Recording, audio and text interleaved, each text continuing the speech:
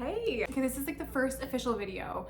I just want to really jump in right away to what brought me to the choice of being a single mom by choice, because I feel like most people that are here know me from that choice and are probably following on Instagram. So yeah, I'm gonna just take a deep dive into that and what led me to right now today. So I was engaged to be married to, he was like a high school sweetheart. I had the biggest crush on him ever in high school.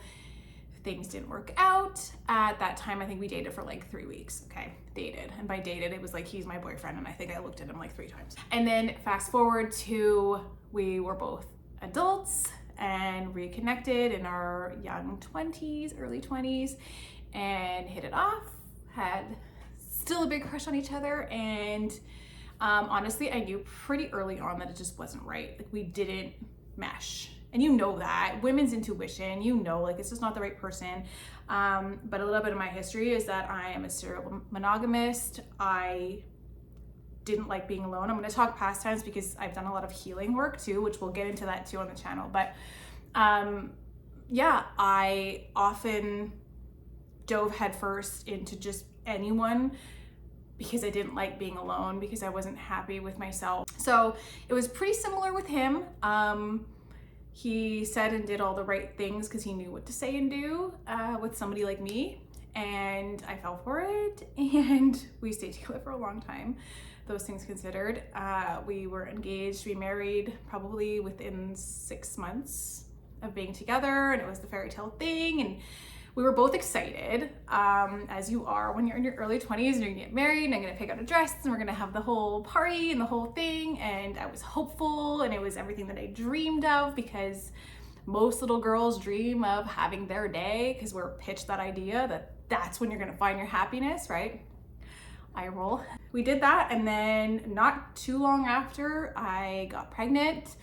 We were excited, of course. I had my baby girl when I was 26. It was a very scary emergency C-section scenario. Again, we'll get into all these things in further detail on this channel, so I'm excited. I had her, and within the year, our relationship was completely destroyed. We were just not, again, we weren't it from the beginning, so adding a baby to the mix and struggling to nurse and being exhausted and all these things, of course, it's just it all piles on, and it's not great for a relationship, especially one that's rocky to begin with. So that didn't end well. Within the year it was done, Riley and I, which is my daughter, we moved out together into an apartment. My ex was around. He kind of poked back in and out here and there at his convenience, as one often does.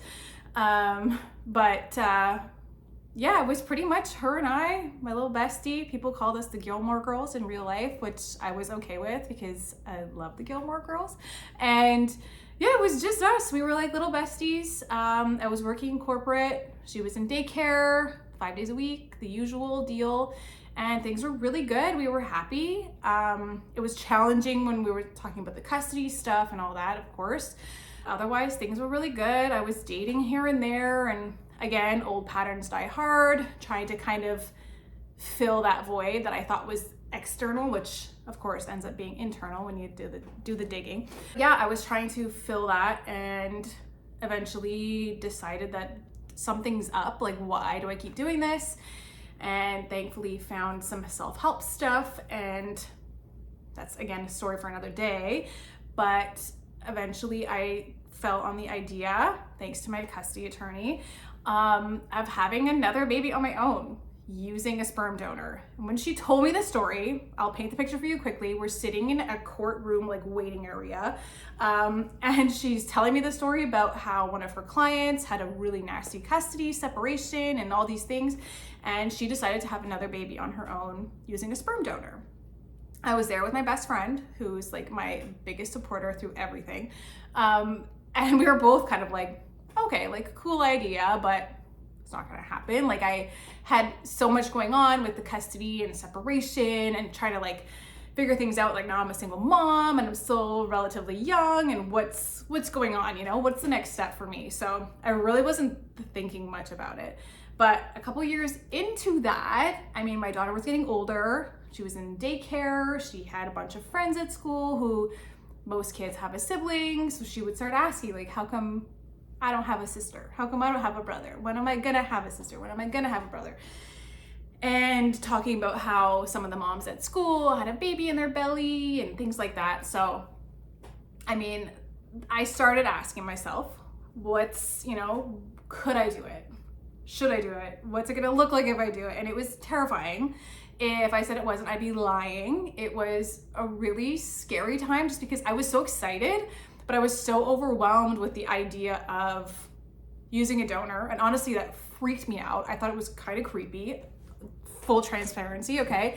I thought the idea was like creepy and weird, and it was like, okay, but for me, I know my daughter's dad is not around, but that's his choice. And then for me to have another on my own and they won't have a dad on purpose, that's my choice. And then I'm a horrible person, and is my kid gonna hate me? Are my kids gonna hate me? Is this like a bad move? Are they gonna be all screwed up because of me? And I'm a single mom, and you hear all these stories about how single moms are the worst and they completely ruin their kids' lives, and the list goes on, right? And not to mention, it can be expensive. And then the thought of being pregnant on my own was terrifying, because being pregnant the first time, okay, that's fine. I had a partner. You know, things were like, I kind of knew what to expect a little bit more just with my income, with, you know, income with one, and I had a partner, so I figured he would take half the responsibility. You know what I mean? It felt safer. The idea of it felt safer, because in reality, I was doing the majority of the finances. I was taking care of the majority on my own anyway. I just didn't really realize it at the time, which many of us are kind of in that situation. But yeah, so the idea of doing it deliberately on my own with two was scary.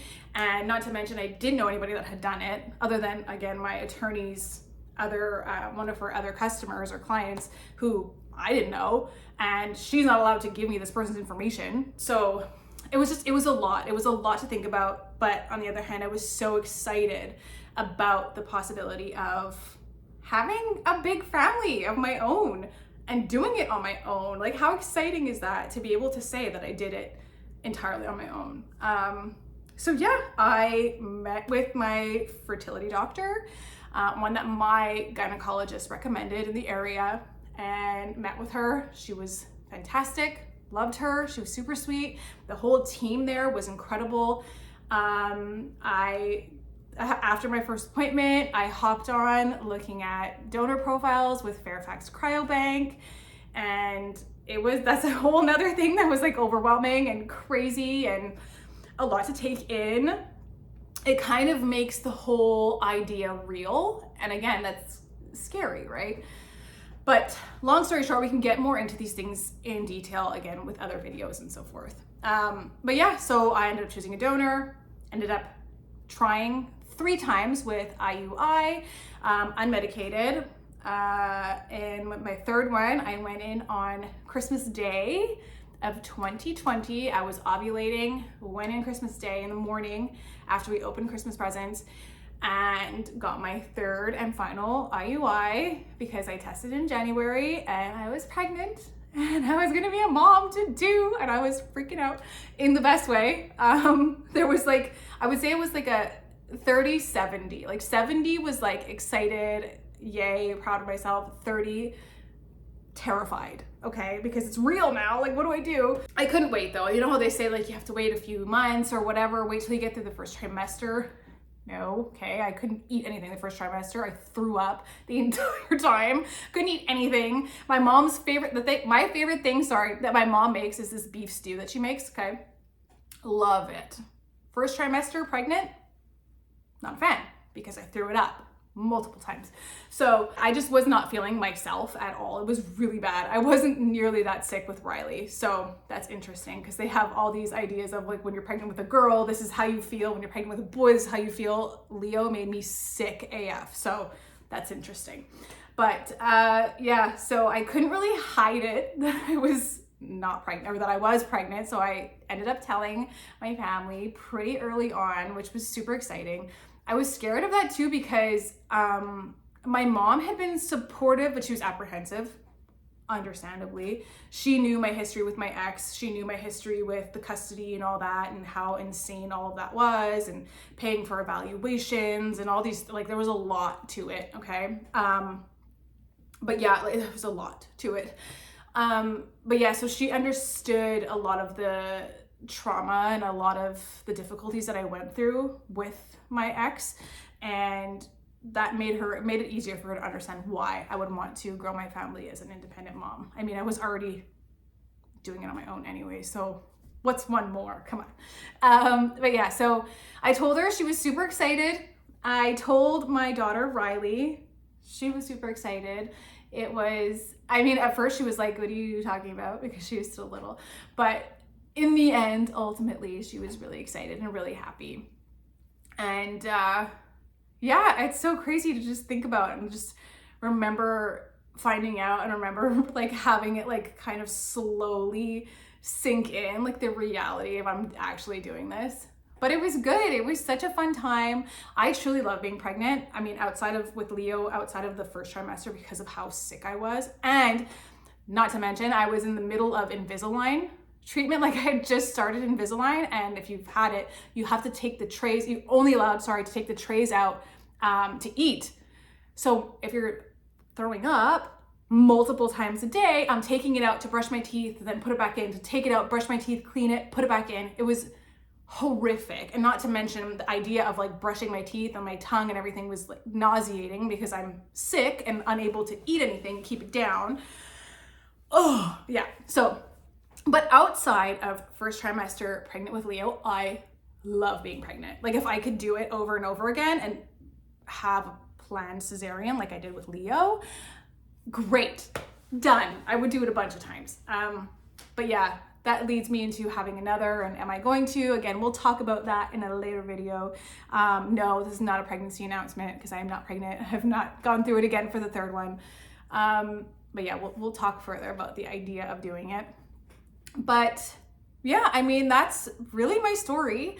After having Leo, I shared pretty much halfway through my pregnancy-ish. I started to share about my journey too on social media, and started coaching and mentoring other moms that were considering this journey, and it's been really, really great. I've kind of taken a bit of a step back from that, but I do have a program that is a self-paced program that you can do on your own time at home. It really brings you through the beginning, which is like, do I really want to do this? What are the reasons I should do this?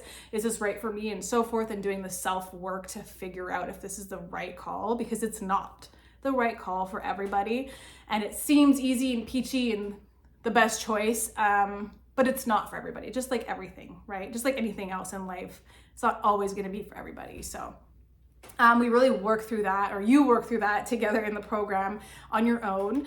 I give you the tools to work through it. That it goes all the way through to like your fertility appointments, what to expect from that, choosing a donor, speaking to your family members, what to expect from your pregnancy, what to expect from raising a child. And a lot of that I did research, talking to people that were raised as donor conceived children by single moms by choice, and what their experiences were like, what their moms could have done better, you know, what their moms did really, really well, and how you can balance your finances as a solo mom, things like work-life balance. All of those things are inside of the program that I do offer.